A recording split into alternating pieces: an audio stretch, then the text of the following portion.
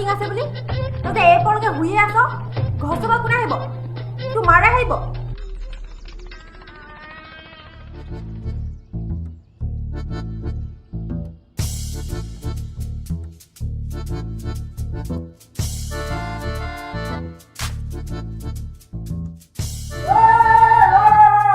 ৰচোন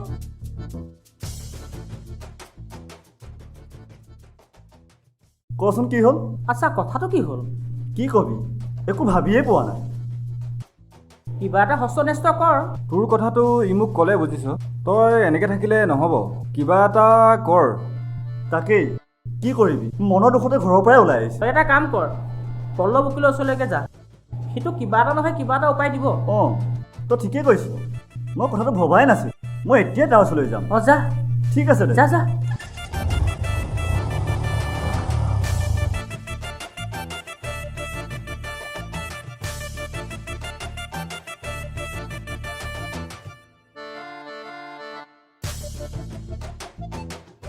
ককাইদেউ অ' ককাইদেউ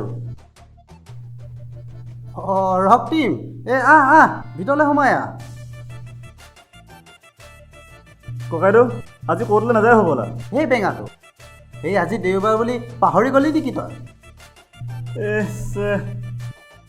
চব পাহৰিয়ে থাকিল এইটো বয়সতে যদি কথা পাহৰিবলৈ ল মোৰ বয়সততো তোৰ এই খাই কোনফালে হেৰি কৰে কোনফালে তাকো পাহৰি যাবি অ' ককাইদেউ মোৰ সেইটো হ'বগৈ যেনহে লাগিছে কি হ'ল এই তোৰ মনটো ভাল নহয় যেন লাগিছে যে এই কিবা বেমাৰ চেমাৰ হৈছে নেকি নে তয়ো কভিচিন লৈছিলি সেইবোৰ নহয় অ' ককাইদেউ মোৰ আৰু জীয়াই থাকিবলৈ মন নোযোৱাহে ধেৎ তেৰি ঐ কথাবিলাক ভাঙি পাতি কচোন অ' শুন এই ক্ৰাইম পেট্ৰল চিৰিয়েলখনৰ দৰে ইমান ছাছপেঞ্চ নিদিবিচোন প্ৰেছাৰ বাঢ়ি যায় অ' ককাইদেউ ঘৰুৱা সমস্যা বুজিছে এই টকা পইচাৰ সমস্যা যদি এই মোক নোকোৱাই ভাল আৰু বুজিছ এই টাউনত লোৱা মাটিখিনি ৰেজিষ্ট্ৰেশ্যন কৰাই হোৱা নাই তাতে এই ঘৰটো ফিনিচিং কৰিবলৈ আছে ল'ৰাও স্কুলত দিলোঁ মানুহজনী বিউটি পাৰ্লাৰ খৰচ কাপোৰৰ খৰচ গাড়ীৰ তেল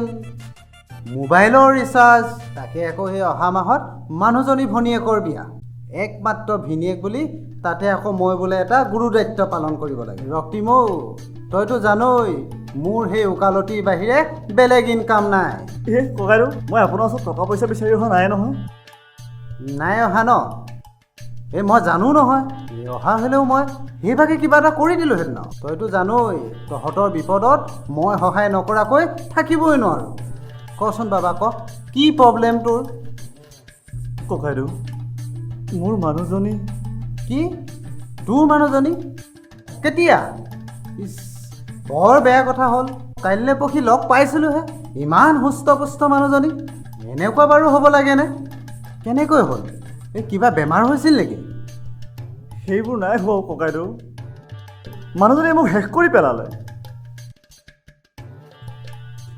মই মতা হৈ জন্ম লোৱা কোনো অৰ্থ নাইকিয়া কৰি দিলে ককাইদেউ মোক উপায় এটা দিয়ক এই তই কি হৈছে ভালকৈ কচোন ক'বলৈ লাজো লাগে অ' ককাইদেউ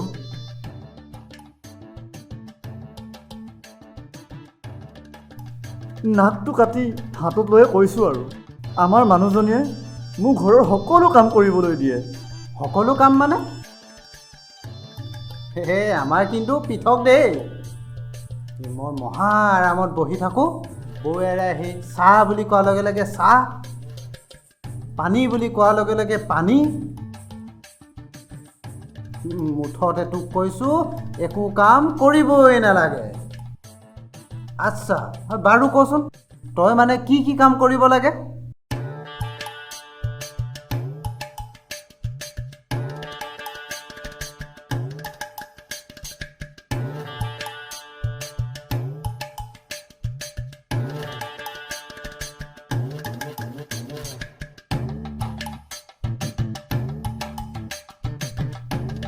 এই কি ভাবি আছ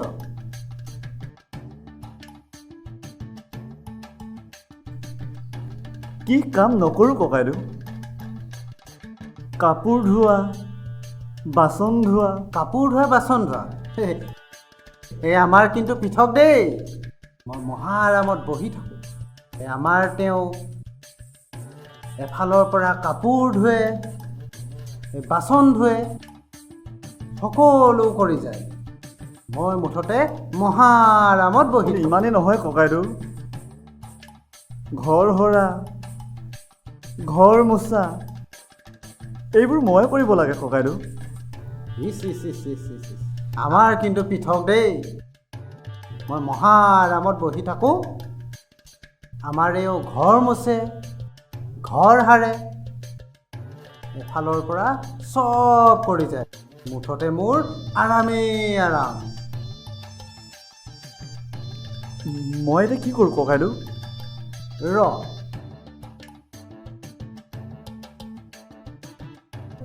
তই ডিভোৰ্চ দে। ডিভোৰ্চ? মই কি কৰিব লাগিব ককাইদেউ? একো কৰিব নালাগে। মোৰ ইয়াতে কাগজ পাতি আছে, তই দুটামান চহী কৰি থৈ যাবি, বাকী চব মই কৰি দিম। তেতিয়া কি হ'ব ককাইদেউ? তেতিয়া একো নহয়, এই তোৰ আৰামেই আৰাম হ'ব। মুঠতে তই মহা সুখত জীৱন কটাব পাৰিবি। অঁ ৰচোন, এই তোৰ অহা আকৌ বহুত সময় হ'ল নহয়। হেৰা এই বোলো, হেৰা এই ৰক্তি আহিছে, এই চাহ একাপ লৈ আহা। চাহ খাব লাগে। এই বাচনখিনি যে গৰম হৈ আছে, এই ধুবলৈ দেখা নাই? এই কাপোৰখিনি যে আছে ধুবলৈ দেখা নাই? চাহ খাব লাগে। ৰ চাহ খাব লাগে।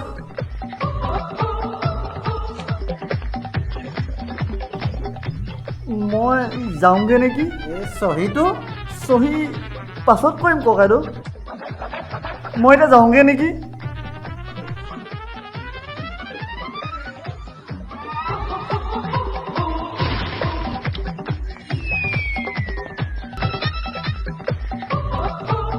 আহিছনে নাই তই? অঁ গৈছোঁ।